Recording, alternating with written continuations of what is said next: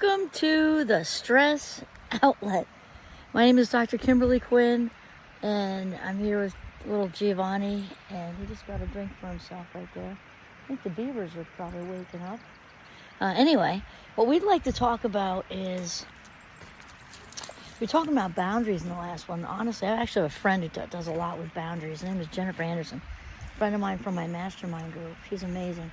But for our sake, we're talking about, self-value, because it all starts there. If you don't value yourself, there's just a tough road, because, we talked about it. We can only be as happy as we deserve. We can only have, the loving, awesome relationship we feel we deserve.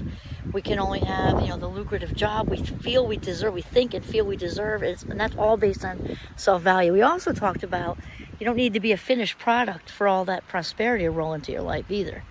Being on the path, flipping on the switch of self-value, and seeking out people who mirror that for you. Mirror literally in the mirror, like, good morning to me, I value you.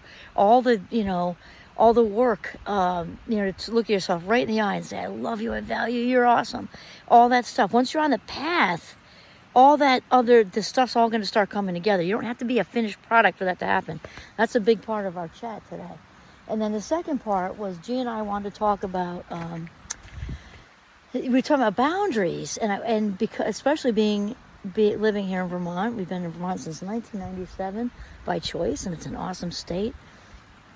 Is Robert Frost. Robert Frost, the famous, poet, right? And he talked, the road less traveled by and all that. And this is kind of a great spot right here to talk about that. He also talked about boundaries, and I'm paraphrasing a little since I didn't read it right before now and actually fully plan it. I was inspired, but I didn't fully have a plan. It's often how I roll, and it works out just fine, because then it comes straight from the heart, and I think it's more authentic. So anyway, paraphrased way, Robert Frost says before he would build a fence, meaning metaphorical for boundaries, right? He would stop to think what he was walling in and walling out. And this, I think, is very important, because we often think with boundaries of just putting a hard stop up, with people, right? And boundaries are very important. We're talking about that.